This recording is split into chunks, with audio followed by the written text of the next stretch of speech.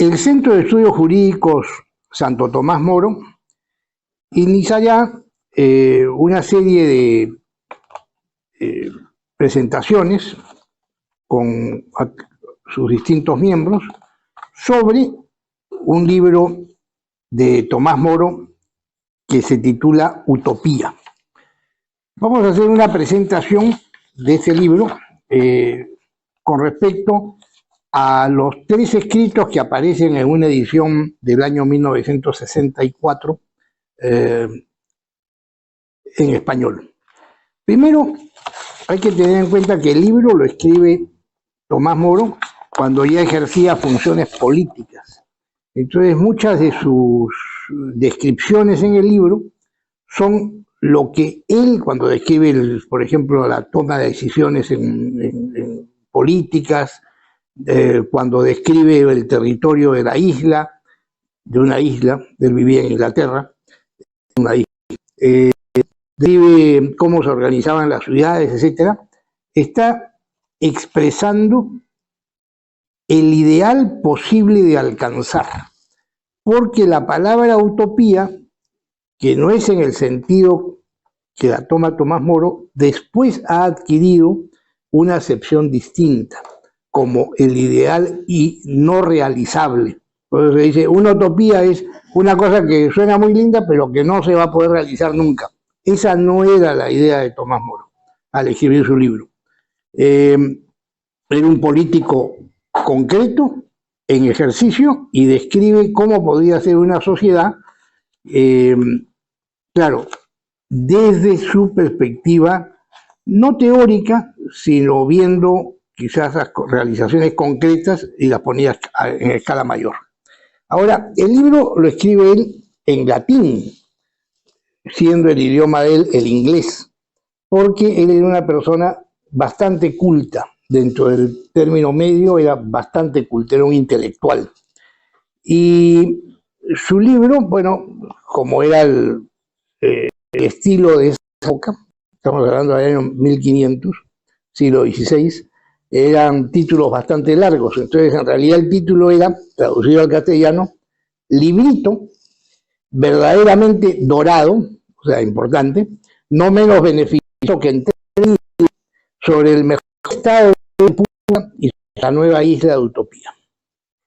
En la edición que vamos a emplear, que es de 1964, es una actualización de traducciones que hubieron en español en el siglo XVI, XVII.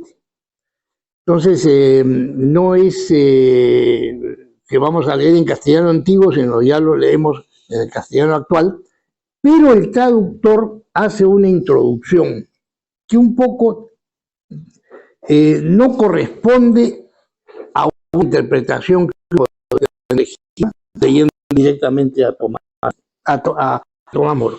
Por ejemplo,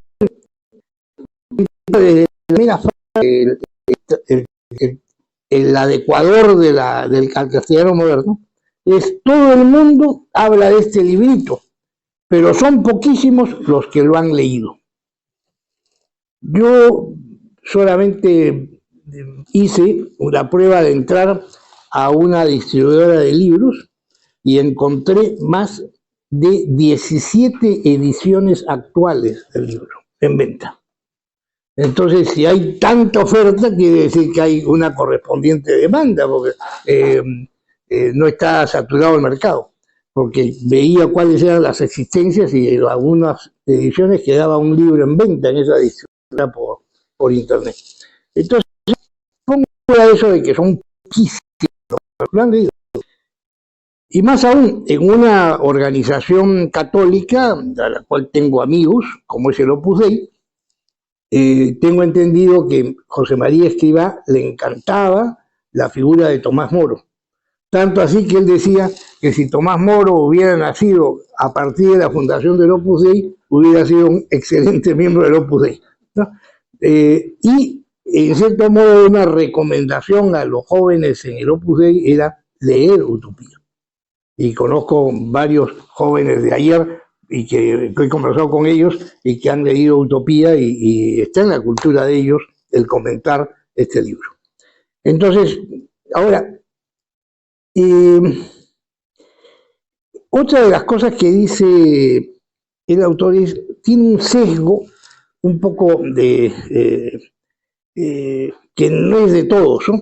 Tiene una interpretación de la época del Renacimiento, de la época del Imperio, con Constantino, su conversión en el siglo IV, el desarrollo de la Iglesia en esos siglos hasta la Edad Media, que en realidad es una interpretación de él, de una corriente histórica que no acepta eso.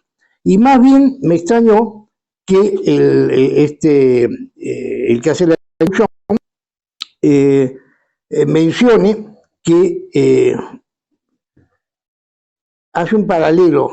Tomás Moro edita este libro un año antes que Lutero clave en la famosa catedral de Wittenberg las 95 tesis. Y dice, ahí hace unas comparaciones con un tufillo favorable a la rebelión protestante. Lamentablemente, ese es el que tenemos.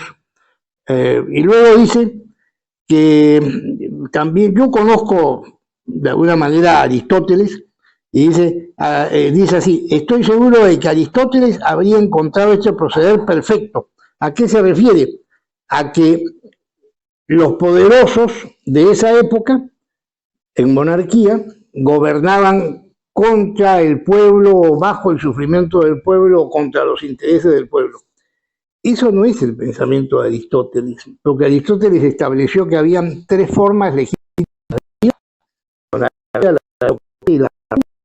precisamente logró describe en república, monarquía,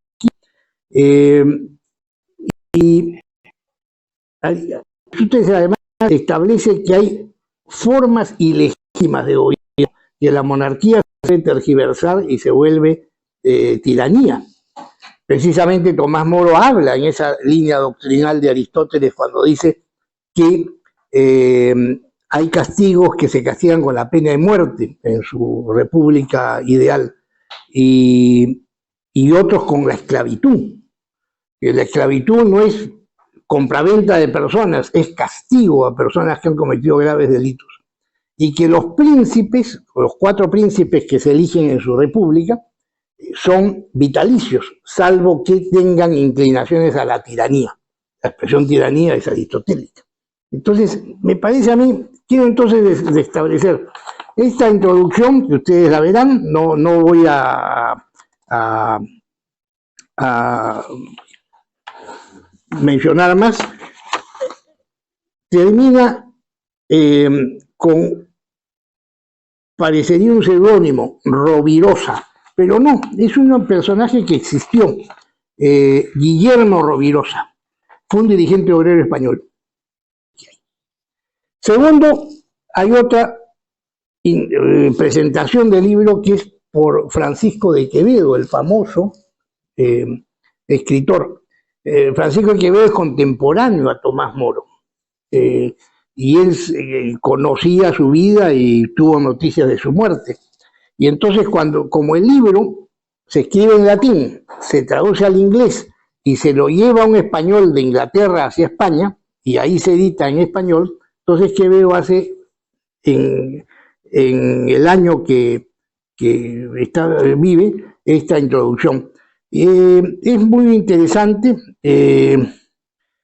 Dice, el libro es corto, escribió poco, pero dijo mucho. Era un poco los giros irónicos que tenía Quevedo, ¿no? Luego hay una reproducción, la tercera, antes de que comience el libro, ya hay una introducción de un notario del Santo Oficio, donde dice que ha examinado, ha expurgado el libro, dice quién lo tradujo al español, que fue Jerónimo Antonio de Medinilla y Porres, fue el traductor del inglés al español, la primera traducción, que es la que se actualiza a través de esta edición, y dice así, puede y debe imprimirse sin escrúpulo, ni sospecha de mala doctrina.